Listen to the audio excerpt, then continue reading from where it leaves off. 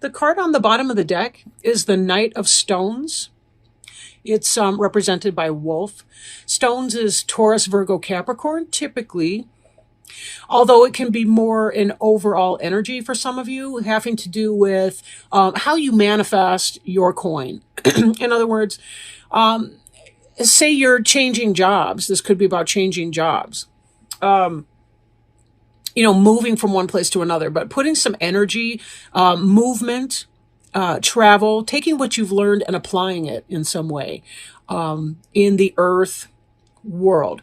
Earth being your material stuff, home, family, business, that kind of thing. Wolf does tend to represent for us our family life, like wolf pack, excuse me, kinship group, family at home, extended family. Bearing in mind that, at least in the US, we're having Thanksgiving this month. So for some of you, it could have to do with getting together with the family and celebrating Thanksgiving and some of the energy that's going to be coming from that.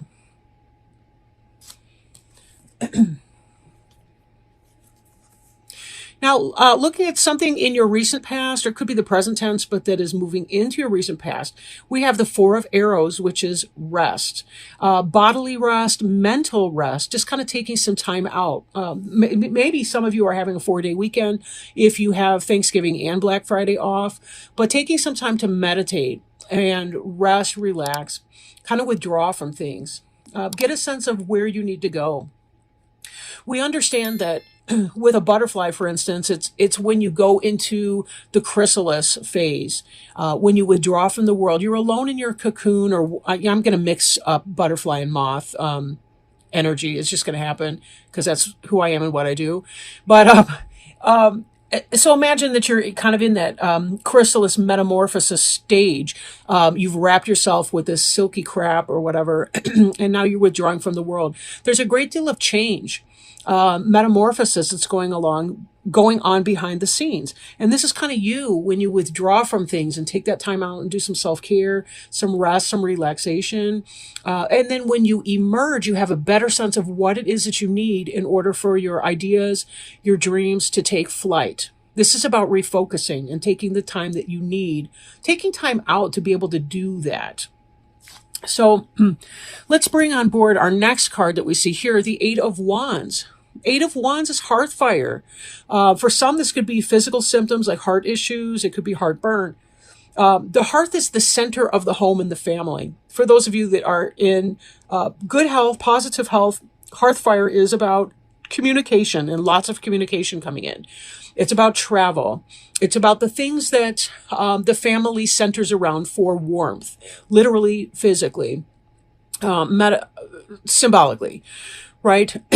Going into that time of rest, spending time with the people that you love the most, right? Your home and your hearth fire people, your kinship group, your wolf pack. Now, some of the things that may come up for you when you're in this experience of rest or meditation, you may identify some areas which you need to clear.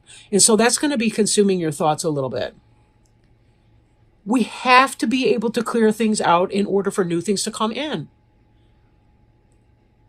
I heard it put by another reader that if you are ordering, say, a new couch, you have to get rid of the old couch before you have space for the new one, right? It's that same kind of idea. You can't bring something new on if you are not going to have any space for it. So part of what we do here is we have to clear things. Aside from the damage that's going on in California, a burn, a forest fire, for example, is a great way to clear out old growth and make room for the new. In fact, there are even some plant species, some trees and all the rest, where they need the fire in order to crack open the nut and have the new generation be able to take root and to grow. That's not all of the plant species out that way, of course, but that is a necessary process. In fact, lightning used to start a lot of forest fires, wildfires, and so on. Now, we have human-made stuff, and sometimes we interfere with that process. What used to be a healthy, natural process, now we try to manage because we've got people living there and so on. So part of what you're going to be trying to do in your moment of rest, as you're experiencing all this communication, all this energy, all this travel, all this movement that's going to be coming in, part of what you're going to need to do is, how do I clear this out without burning people? But how do I profess my need for growth? How do I communicate my needs without burning other people? There's a balance to be found in that process, right? We can say things without being harsh. We can say things in a positive way. It does take tact and skill, of course. And that's part of what this rest period is speaking to, is that, it's cooler minds will prevail is the expression, right? Meaning, keep yourself in check as you're thinking things through.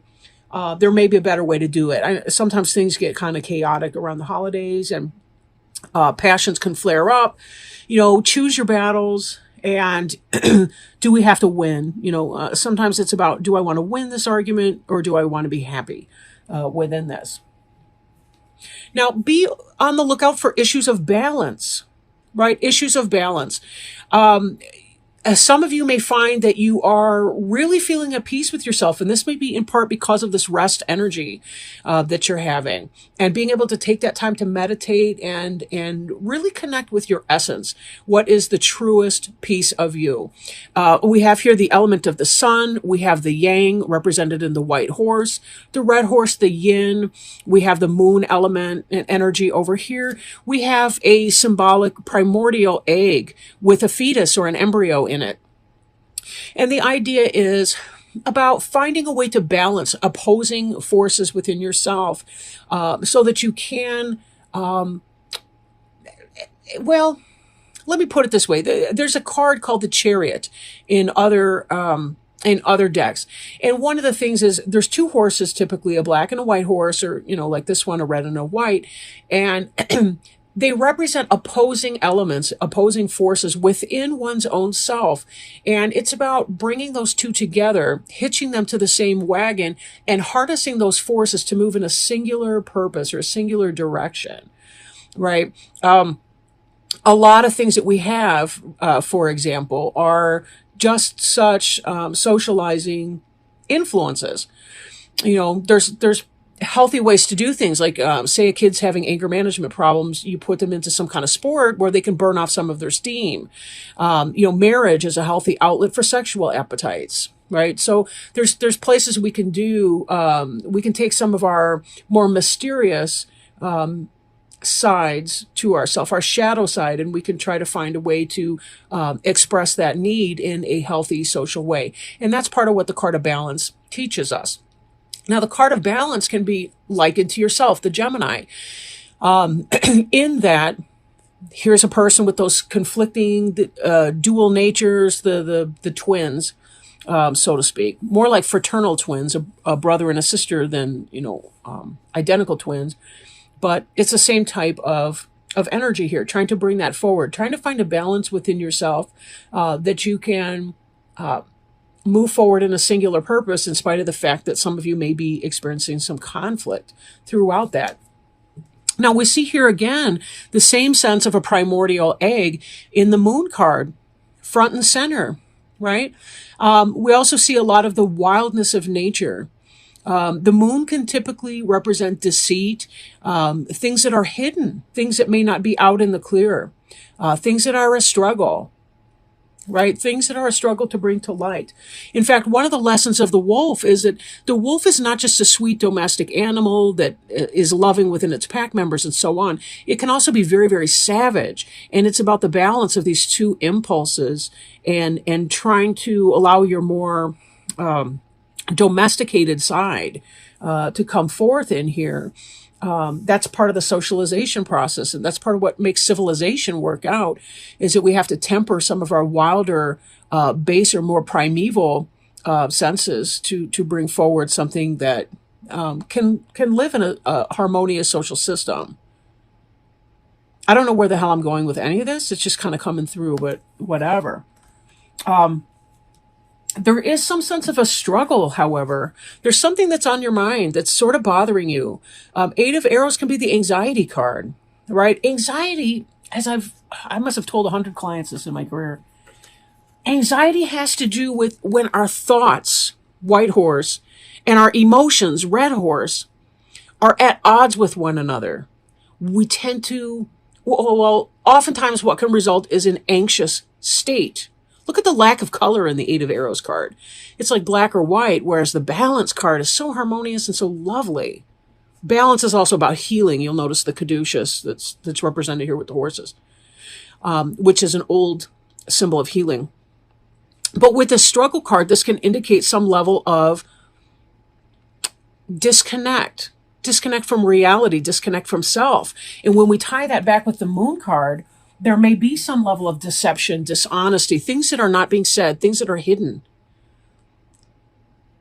And an anxious struggle. If you're acting, if you're behaving, or thinking in a way that's at opposing forces to your emotions, it's going to be potentially this anxious state.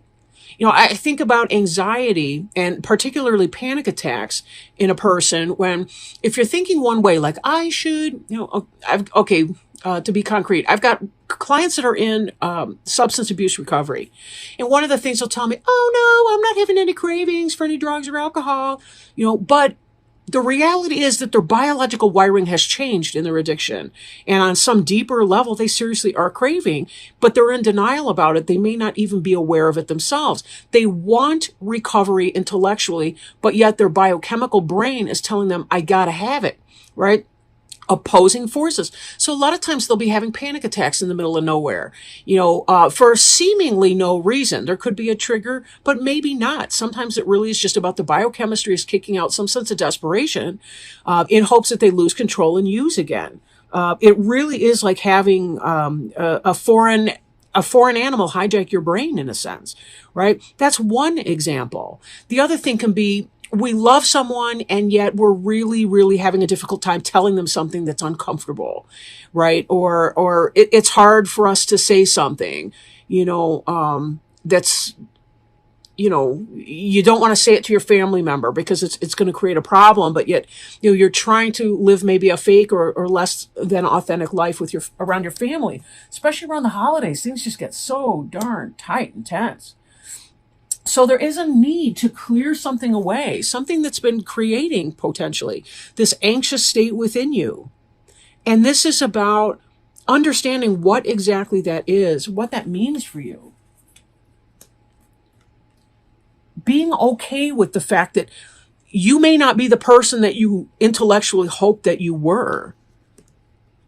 I think there's a place for every person where they have to realize that they fall short of their own expectations. But then we have to ask what that means, really.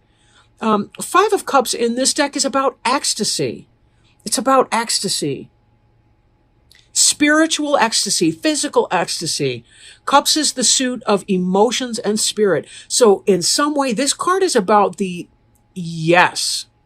Capital Y, capital E, capital S, 3 exclamation points, underlined several times, whatever kind of yes. Ecstasy that this entails. But that brings us back to this question, what exactly is going on under the surface here? Now, the moon can be some sort of a phase or a cycle that's going on. And we have here this challenge, the Two of Stones. This is a duality. These are battling bunnies, right? They are at a conflict. These are boxing hares. They are not having fun. They're not playing games. They're serious about this. There's some kind of battle that's going on. It's either in your external environment or it's in your internal world. And given the fact that there's something that needs clearing here, we've got this anxiety struggle and we have some kind of a balance coming into play. It could be that you're having to make a head and heart decision and you're feeling anxious about that because you want two things that are in opposition with one another at the same time. I hate to put it like that. I mean, but it is what it is, right? And I don't want to stereotype signs either because every person can go through something like that. Geminis oftentimes have difficulties reconciling these two polar opposites. They want different things. They're emotional, they're passionate, and at the same time, they're like logical and cool and collected and calm. It's very hard to bring those two to some kind of a common peace. And this, again, is about internal struggle. Something's not out in the open in your home life, something that needs to be communicated, and you're struggling to communicate it. And this is where this challenge is coming from. You're holding a lot in. You're not speaking a lot. It's all within this egg, and it needs to be hatched. What is it that you need to hatch open and talk about? What are you afraid of? What is creating some kind of an anxiety within you? We see coming up here too, this reflection card, which is a balance for this rest card. The reflection card also has the moon in it, right? And we saw the moon in the middle. So as I bring these out, we've got rest and reflection. The need to go within and determine and define your terms. What is it that you need? Where are your needs not being met? What do you need to see or to do? What do you need to let go of? What's a false belief that you're having about yourself or your situation or your life that is not making sense for you? Can you create some time for yourself to go within and see if you can't turn the ugly worm within into a great big beautiful butterfly? What would that take to be able to do that, to lift that up?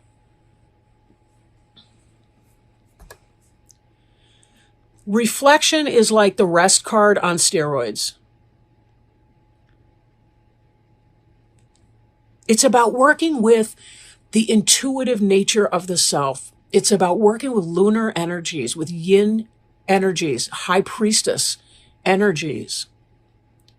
Reflection, meditation, psychic awareness, intuitive. This is about taking some of the mystery, some of the lack of clarity, sometimes the lunar or the lunatic element out of the moon, reflecting upon it, making it work for you. How can you channel your own personal cup of crazy into something that can be beautiful in your life? It's possible to do this, right? A lot of really great artwork, poetry, novels are written by people that are what they used to call in the olden days lunatics. People with mental illness can make beautiful art.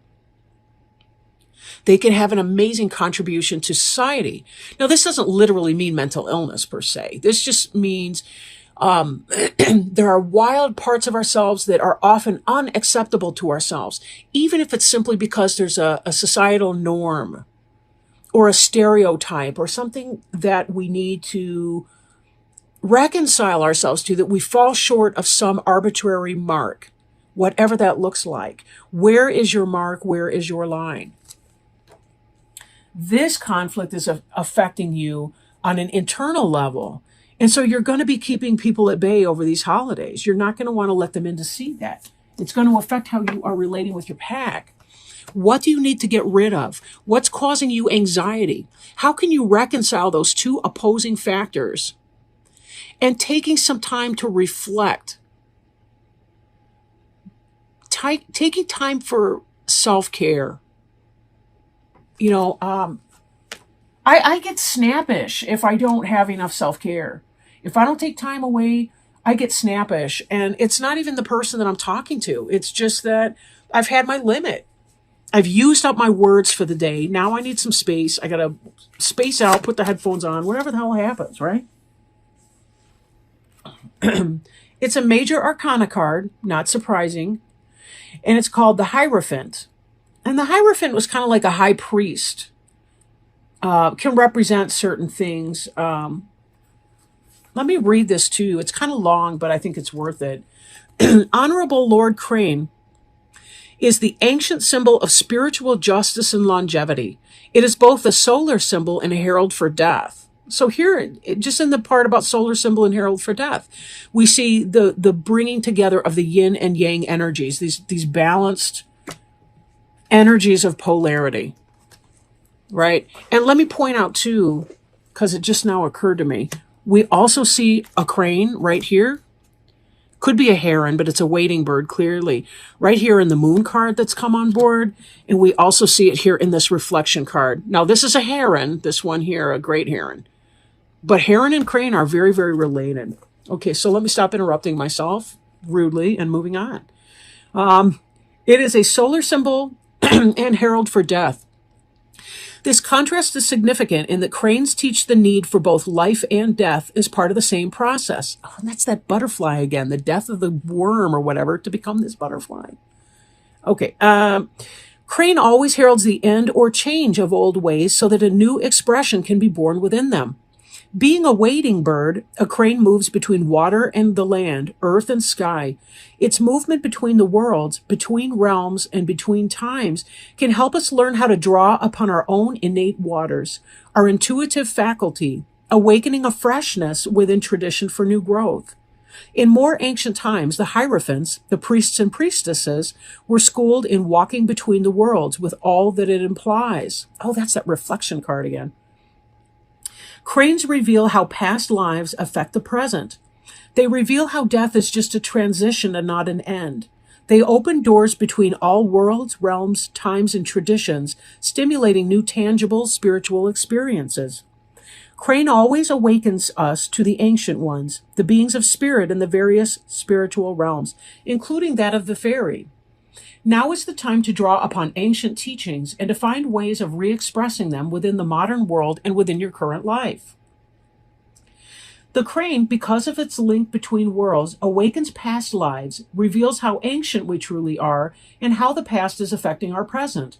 It heralds a new understanding of life issues and of sacrifices we have made or are making by revealing our karma and how the laws of spiritual justice are at play within our life. The crane often lays 2 eggs in the wild, but usually only rears one. The parents are very secretive in rearing their vulnerable one. This reflects a need to develop a new sense of protectiveness, a need for secrecy in regards to something being given birth to within our life. In this way, the birth and the ensuing life will be long and productive. Crane reminds us to celebrate our creative resources and to keep them alive, and teach us that through proper focus, that to which we give birth will have a long, honorable life. The reverse crane reminds us that spiritual justice will play itself out within the mundane world, but not necessarily according to how we believe it should. Things will unfold, though, in the time, manner, and means that is best. Appropriate card. I couldn't help but thinking about this moon card when it was talking about the things, secrecy, and the things that we're about to give birth to being kept into some kind of a secrecy. And again, it kind of ties back to this something that's about to be hatched, and trying to identify what exactly that is in your life. Sometimes we don't want to foreshadow our moves by telling everybody what we're up to until we get to the point where we're ready to do that, launching our new product idea, our new business, our new service that we're providing that fills some kind of a niche that's been overlooked so far. There's a reason for that type of secrecy. So whatever it is that you're doing, be very careful that you're taking time for yourself, doing your self-care, that you are listening to your wisest self, your best impulses, your wisest self, and instead of neglecting or rejecting the parts of you that may not fit somebody else's idea or even your own internalized idea of what you have to be, allowing yourself to celebrate all the parts of yourself, the sunshine parts and the shadow parts alike. Trust that you will be able to bring them forth in the